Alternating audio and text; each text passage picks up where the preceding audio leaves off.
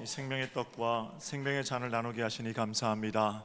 말씀을 들을 때 또 전할 때 부족한 종의 입술을 주장하시고 하나님 친히 증거자가 되어 주시옵소서.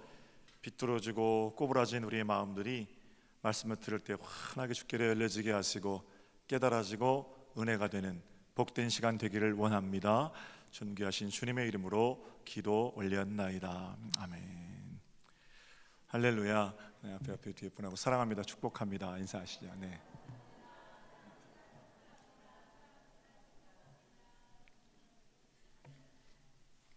지난 화요일에 대통령 선거가 있었습니다. 모처럼 학교에 가지 않은 아들하고 집에서 TV를 보며 시간을 보냈는데요. 나란히 앉아서 TV를 보는데 요즘 여러분들 아시는지 모르겠습니다만 남자 아이들 100명을 뽑아서 아이돌 그룹을 만드는 그런 프로그램이 있습니다. 보통 저는 그런 프로그램을 보면 금방 잠이 듭니다. 예전에 이선희, 전영록, 조용필 좋아할 때랑은 좀 달라서요. 그날만큼은 그날 프로그램을 보면서 끝까지 보고 눈물도 흘리고 그랬습니다. 이제 20살쯤 되는 남자 아이들이 다 예쁘게 생겼는데 가수가 되고 싶어서 합숙하면서 아주 혹독한 훈련을 하거든요. 그러다가 이 장면 때문에 제가 눈물을 흘렸습니다. 한번 보실까요? 프로듀스 101이라는 프로그램이에요. 네.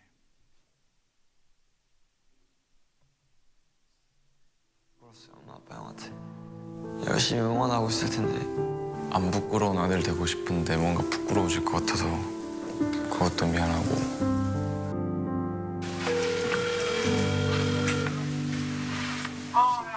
엄마 힘들지? 엄마?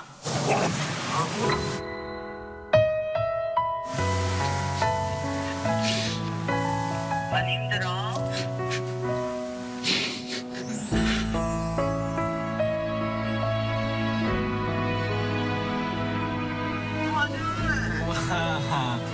여보세요? 예, 엄마. 야, 보고 싶었어. 어떡해. 아이고, 우리 아들, 우리 강아지. 야, 너무 반갑다. 아들, 엄마 보고 싶지? 좀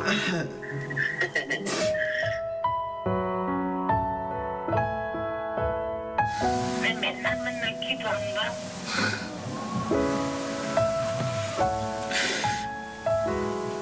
왜 울어?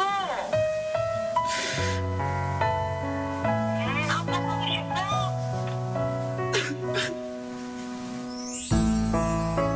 예전엔 몰랐는데 안 계시고 보니까 항상 제 옆에 계셨더라고요. 잘할 수 있잖아. 잘해왔잖아, 지금까지. 결과랑 상관없이 엄마는 늘 민호를 믿어. 아들 뒤에는 엄마가 항상 있다는 거 기억하고.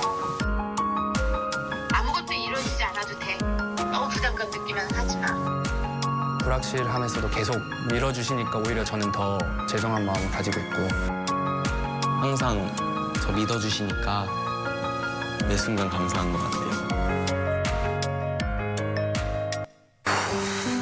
이 장면 이거 끄세요. 가족? 끄세요. 네. 엄마 이렇게 부르니까 아들 부른 엄마 목소리가 세상에서 그것보다 더 편안한 것은 없지요. 아무도 나를 알아주지 않아도, 아무도 나를 사랑하고 믿어주지 않아도 나를 사랑하고 믿어주시는 분, 그분들이 우리 아버지들이시고 어머니들이십니다.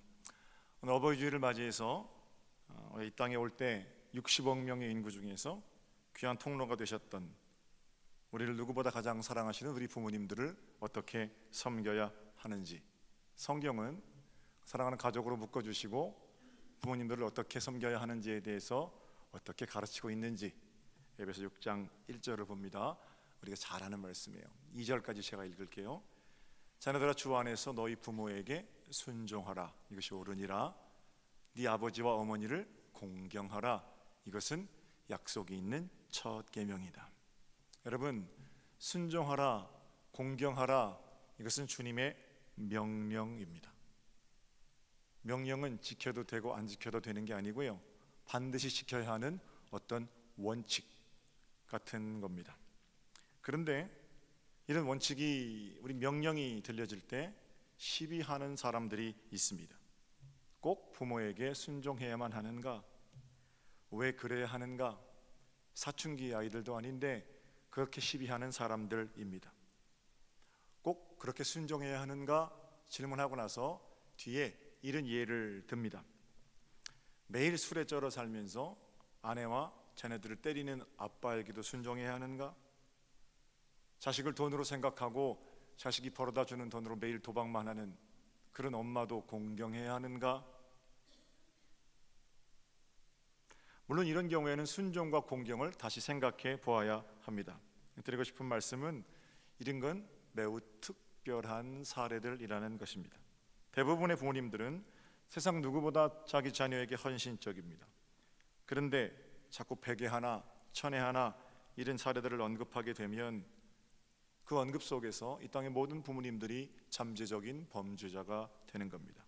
이런 얘기를 듣고 자주 거기 마음을 주고 접하다 보면 부모를 공경하라 라는 큰 원칙 자체가 흔들릴 수 있다는 거죠. 더욱 심각한 것은 사탄이 우리를 넘어뜨리려는 미혹이 꼭 이런 방법으로 진행된다는 사실입니다. 뭔가 큰 원칙이 내려지면 아멘 하고 따를 생각은 하지 않고 작은 틈을 만들고 작은 틈이 있으면 비집고 들어와서 그걸 침소봉대합니다. 장로님들을 존경합시다. 아멘이죠. 하나님께서 세우신 권세들인데요. 근데 여기 질문을 하는 겁니다. 장로들을 꼭 존경해야 합니까? 장로 중에 이런 사람들도 있던데요. 백에 하나 천에 하나 그럴 수는 있지만 모든 장로님들이 그렇습니까? 아니죠. 목사를 사랑합시다. 아멘. 그래야 설교가 은혜가 되지요. 근데 질문합니다. 왜 목사를 꼭 사랑해야 합니까? 물론 무조건 사랑하고 무조건 존경하라는 건 아닙니다. 그러나 무조건 비판하고 끌어내리려는 것보다는 훨씬 더 신앙 자세, 좋은 신앙 자세인 것만은 분명합니다. 명심하셔야 할 것은 하나님께서 우리에게 명령을 주실 때 그 명령은 여러분과 저의 행복을 위해 주신다는 사실입니다. 그런데 사탄은 하나님의 명령에 대해서 아주 자주 인간의 자유를 들먹거립니다. 자유는 매우 좋은 가치임에도 불구하고 하나님 없는 자유에 집중하다 보면 오히려 하나님의 명령이 거추장스러운 장애물이 됩니다. 사탄이 자주 사용하는 말이 있습니다. 너 바보야? 왜 너 하라는 대로만 해? 그렇게 갑갑하게 살도록 하나님 너를 만드셨어? 이건 매우 설득력 있는 소리로 들리지만 사탄의 속삭임입니다. 이 과정에서 점점 하나님은 무서운 분이 됩니다. 하나님이 왜 그 명령을 주셨는지를 말하지 않아요. 그래서 하나님은 늘 자기 하고 싶은 대로 하는 폭군이 되고 우리는 자유를 압제당하는 아무런 힘이 없는 피조물이 되어버리도록 하나님과 우리 사리를 떼어놓는 것, 사탄이 하는 짓이죠. 에덴 동산 중앙에 선악을 알게 하는 나무의 열매가 있었습니다. 하나님께서 명령하십니다. 어떻게 하세요? 먹지 말아라. 왜 그러셨습니까? 왜 먹지 말라고 하시는 겁니까? 사랑하시기 때문에 그렇습니다. 금단의 열매를 볼 때마다 나를 기억해다오. 하나님 부탁이시거든요. 그러니까 그 열매를 보면 아, 하나님 먹지 말라고 하셨지. 하나님을 기억하는 매우 중요한 심볼이라는 거예요. 그런데 사탄은 뭐라고 그러냐면 하나님이 그거 먹지 말라고 그러냐? 그 먹으면 눈 밝아져서 하나님처럼 될까 봐 그러는 거잖아. 하나님 그거 만지지도 말라고 그러냐? 그러면서 사랑하기 때문에 먹지 말라고 말씀하신 그 하나님을 폭군으로 만들어 버리는 겁니다. 네 자유를 그렇게 억압하는데 그래도 그거 하나님이냐? 이렇게 말한다는 거예요. 그렇게 이상한 씨를 뿌려놓으니까 그때부터 아담과 하와의 마음에 어떤 마음이 자라냐면 늘 보고 하나님을 기억하던 그 중요한 매개가 보암직도 하고 먹음직도 하고 지혜롭게 할 만큼 탐스럽기도 하고 빨리 그거 떨쳐내지 못하면 사람은 거기 붙들려 살게 돼 있어요. 녹은 쇠에서 나오지만 그 녹이 금방 쇠를 덮는 것처럼 탐심을 다스릴 수 있다? 천만에요. 자기 자신을 너무 과신하시는 겁니다. 그러니까 인간의 자유를 들먹거리니까 사랑하기 때문에 먹지 말아라 말씀하신 그 하나님이 인간의 자유를 억압하는 폭군이 되고 아주 고집스러운 과수원 노인네가 되고, 이렇게 하나님을 저쪽으로 밀어내리는 것, 사탄이 하는 짓이죠. 저는 부모를 공경하라 라는 명령도 똑같은 원칙을 적용할 수 있다고 생각합니다. 순종하라, 그 원칙인데 사탄은 몇몇 자격 없는 부모의 예를 들어서, 가령 아까 말씀드렸던 술을 먹고 매일 자신들을 때리는 아버지라든지 돈밖에 모르는 어머니라든지 이런 특별한 경우를 가지고 진짜 부모에게 순종할 수 있겠니? 이렇게 툭 던진다는 거예요. 계속해서 이런 생각들이 자라가고 확장되면 급기야 부모 전체에 대한 불신을 갖게 됩니다. 부모 세대, 사춘기 아이는 그럴 수 있지요. 정작 자신이 부모가 되었으면서도 자기만 하는 이기적인 존재, 부모에 대해 마침내 감당할 바를 감당하지 못하는 그런 사람들이 된다는 거죠. 이래서는 곤란하죠. 말씀에 부모에게 순종하라 하시면 아멘 하셔야 됩니다. 자신을 말씀 앞에 세워놓고 나는 과연 순종하고 있는가? 나는 공경하는 아들, 딸인가? 이거 돌아보아야죠. 이번 주 속회에 모여 있어서 아버지 자랑도 하고 어머니 자랑도 하고 다른 사람들, 권사님, 집사님, 아버지, 어머니 어떻게 섬기는지 함께 나누게 되실 거거든요. 서로가 서로에게 저는요, 좋은 선생님들이 좀 되셨으면 좋겠습니다. 저 사람은 나보다 형편도 저렇게 안 좋은데 엄마 아버지 저렇게 섬기는구나, 나도 큰 걸 해드리는 게 효도가 아니라 한 번씩은 꼭 찾아뵙고 전화를 해야 되겠구나, 이런 도전들이 있잖아요. 저 사람은 나보다 믿음도 없는 것 같은데 저렇게 아버지 어머니 잘 섬기는구나. 누군가 효도 어떻게 하고 계십니까? 나는 이렇게 효도합니다. 그러니까 꼭 그렇게 해야, 이렇게 시비하고 태클하고 그러면요, 어떻게 교회가 은혜롭겠어요? 저는 이런 사람들이 좀 없었으면 좋겠고요. 서정교회 모든 성도들이, 또 서정교회 모든 부모님들이 우리 때문에 행복한 복된 5월이 되었으면 좋겠습니다. 원칙이에요. 앞에 뒤에 뻔하고 부모님께 효도합시다 이렇게 인사하세요. 부모님께 효도합시다. 네.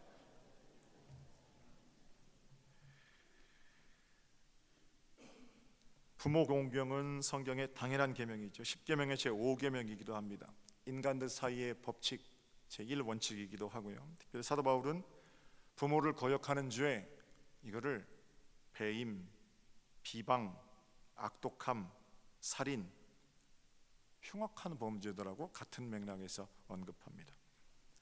해도 되고 하면 좋고 안 해도 그냥 사람 사는데 똑같은, 이게 아니고 부모를 거역하는 건 범죄라는 거예요. 로마서 1장 28절을 볼까요? 하나님께서 28절부터 읽습니다.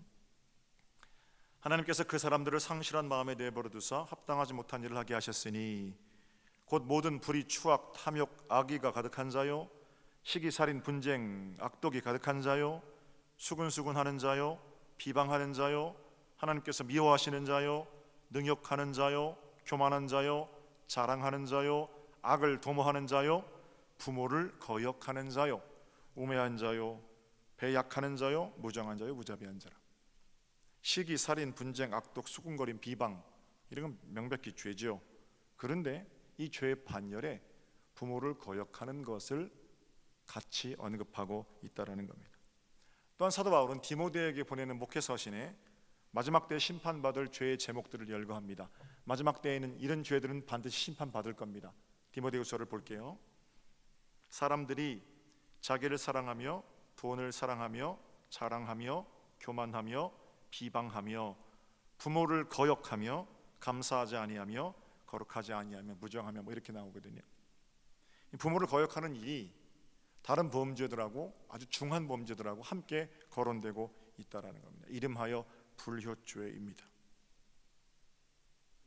여러분 어떠십니까? 여러분 이 불효죄를 우리 가운데 적용한다면 효자이십니까? 불효자이십니까? 성경식으로 바꿔서 물으면 효도하는 죄를 이기는 그리스도인들이십니까? 불효하는 죄를 범하는 범죄자들이십니까? 불효는 성경에서 언급하고 있는 심각한 죄입니다. 문제는 예전에는 그래도 죄책감이라도 있었는데 요즘 죄책감도 없어요. 대부분 효자들은요, 저는 불효자입니다 이렇게 말하고, 불효자들은 저는 할 만큼 합니다 그렇게 말해요. 이상하더라고요.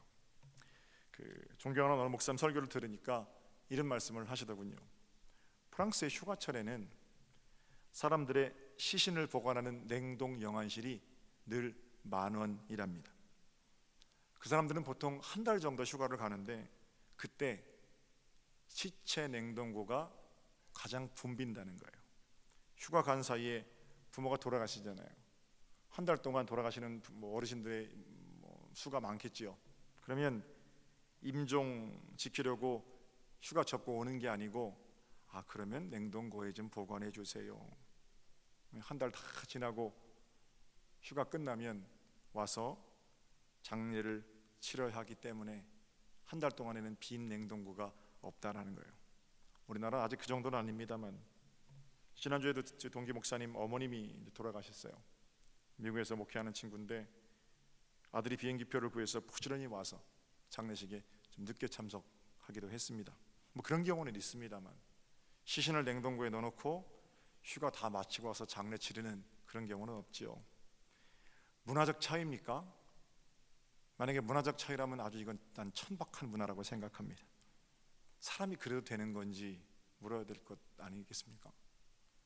프랑스 사람들은 그렇게 휴가 다 지내고 와서 어머니 아버지 장례 치르면 무슨 양심의 가책이 없겠습니까? 여하튼 성경은 돌아가신 부모 시신을 어떻게 하라 이런 명령은 없지만 내 부모를 공경하라, 순종하라 분명히 말씀하고 계시고요. 이거는 반드시 지켜야 할 명령이고, 이 명령을 거역하는 것은 아주 심각한 죄임을 분명히 말씀하고 계시다는 겁니다. 부디 우리 수정교회 교인들이 부모를 거역하는 죄인이 아니라 부모께 순종하는 약속 있는 자녀들이 되시기를 주님의 이름으로 축복합니다. 최선을 다해서 섬기다가 여의치 못한 경우는 물론 있습니다. 그런 경우는 죄가 아니겠지요. 죄라는 게 드러난 현상이기도 하지만 잘못 조준된 마음이기도 하잖아요. 그래서 어버이 주일이 되면 제가 꼭 드리는 말씀이 있는데요. 어떻게 효도를 할까? 얼마를 가져다 드릴까? 어디에 모실까? 이런 고민보다도 나는 과연 우리 엄마 아빠를 사랑하나? 어버이 주일에 꼭 제가 드리는 말씀은 고르반을 주의하라는 거예요. 고르반. 우리 교회는 효도하는 교회이고 전임자이신 감독님께서는 특별히 효를 강조하셨기 때문에 걱정할 게 별로 없어요. 예수 잘 믿고 효도 잘한다는 사람들, 우리 교회 사람들이라는 거예요. 그런데 이렇게 잘한다는 사람들이 주의해야 할 일이 바로 고르반입니다. 마태복음 15장에 고르반 얘기가 나오는데, 이 말씀은 당시에 거룩하다고 자처하는 사람들을 위해 주신 말씀입니다. 고르반이 뭐냐면요, 예배도 잘 참석하고 율법도, 그러니까 불효죄를 저지르지 않을 것 같은, 누가 봐도 신실한 겉 모양을 가지고 있는 그런 사람들이 있었지요. 그런데 다른 건 다 하는 것 같은데, 흉내는 다 내는데 부모를 공경하라 라는 율법을 지키지 않는 겁니다. 쉽게 말씀드려서 예배도 잘 참석하고 경건의 모양은 있는데 그 사람 돈이 좀 있어요. 근데 그 부모 사는 걸 보니까 너무너무 가난하게 먹을 것 없이 살아요. 그래서 사람들이 그 자녀에게 너 그 있는 돈 왜 부모님께 용돈 드리지 않아? 이렇게 말하는 거예요.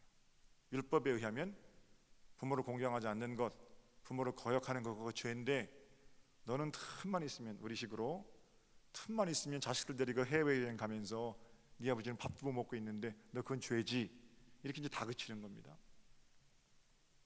그러면 그 경건하다는 사람이 이렇게 말합니다. 그 돈, 나한테 있는 돈은 하나님께 고르반 된 거야, 그러는 거예요. 하나님께 고르반 된 거예요.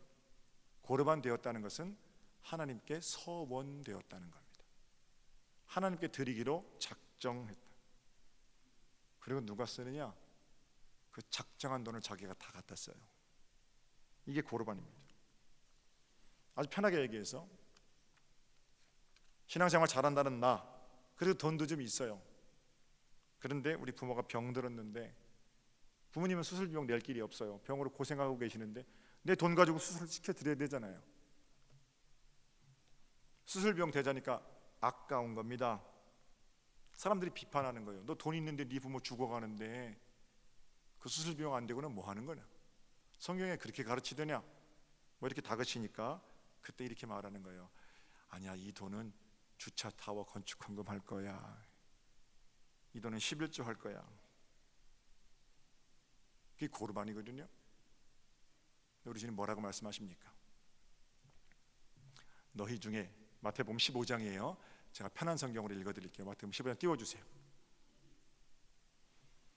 너희 중에 누구든지 아버지나 어머니에게 말하기를 하나님께 드렸으므로 어머니 아버지께 드릴 것이 없다, 나는 할 바를 다 했다라고 말한다면 너는 하나님 말씀을 없애는 놈이다.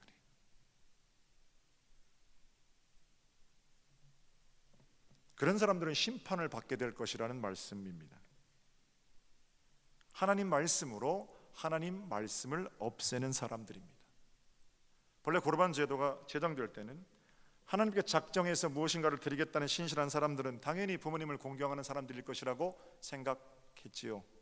그러나 그 제도를 악용해서 하나님도 사랑하지 않고 부모도 공경하지 않으려는 그 악독한 마음, 율법을 피해가는데 제도를 악용하고 있던 거죠. 그 사람들이 왜 심판을 받습니까? 왜 주님은 부모를 거역하는 것을 다른 악과 똑같은 것으로 취급하십니까? 예수님 보시는 건 마음이기 때문에 그렇습니다. 고르반 내미는 사람들은 어때요? 처음부터 부모를 공경할 마음이 아예 없었던 거예요. 공경해 보려고 하다가 인간의 연약함 때문에 어쩔 수 없다면 저는요, 오히려 우리 예수님께서 오셔서 내가 네 마음 알아, 사랑하는 아들 괜찮아, 이렇게 말씀하실 겁니다. 그러나 얄팍한 수로 하나님도 속이려고 하고 부모도 속이려고 하는 자들은 마음은 하나도 없는데 겉만 번지르 하고 부모 공경에 대해서 흉내만 내려고 하는 사람들, 저는 하나님 말씀대로 심판하실 거다, 이렇게 믿습니다. 사랑하는 성도 여러분, 사도 바울에게 권면하기를 내 부모를 공경하라, 순종하라, 이것은 옳은 일이다, 이것은 약속이 딸려있는 첫 계명이다 말씀하십니다. 부디 하나님 약속의 말씀대로 부모를 공경하며 순종하며 사는 축복의 주인공들이 되시기를 우리 주님의 이름으로 축복합니다.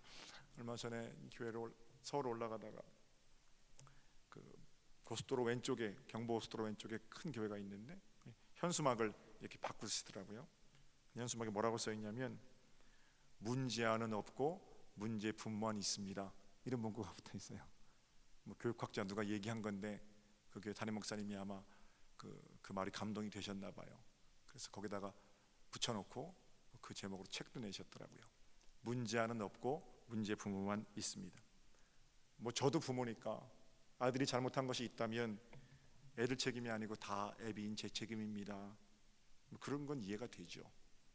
근데 저는 그 문장은 위험한 문장이 될 수도 있다고 생각합니다.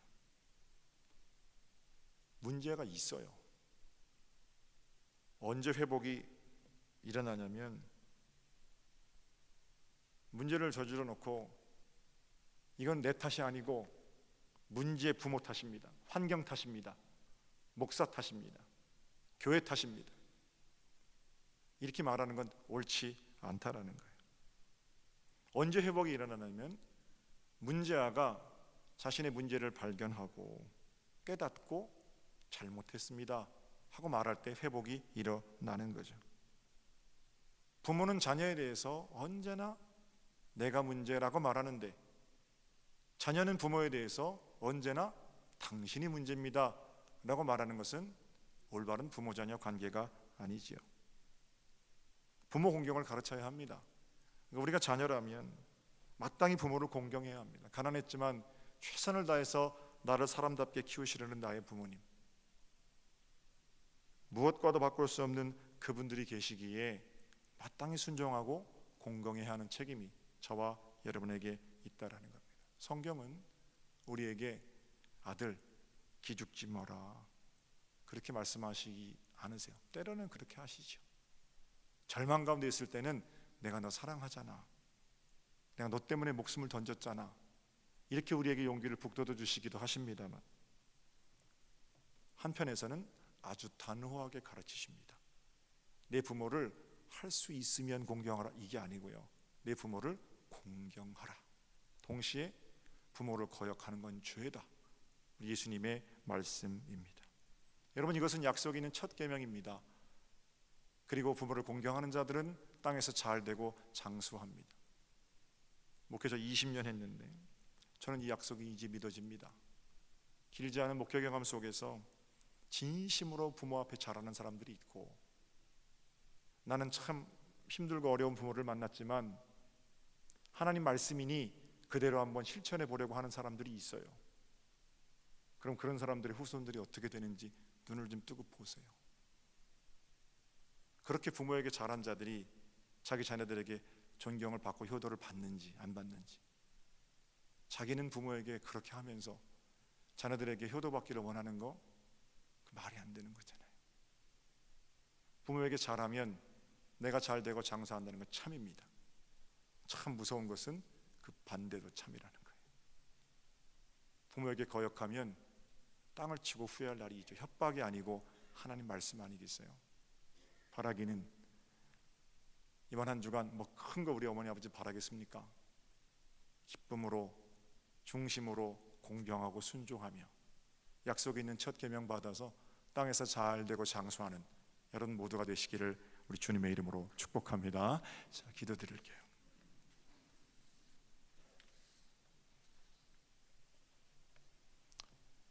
아버지 하나님, 우리에게 원칙을 주십니다. 공경하라, 순종하라. 말씀대로 살기를 원하오니 성령님 우리를 붙드시고 친히 주장하여 주시옵소서. 감사하고 주님의 이름으로 기도 올렸나이다. 아멘.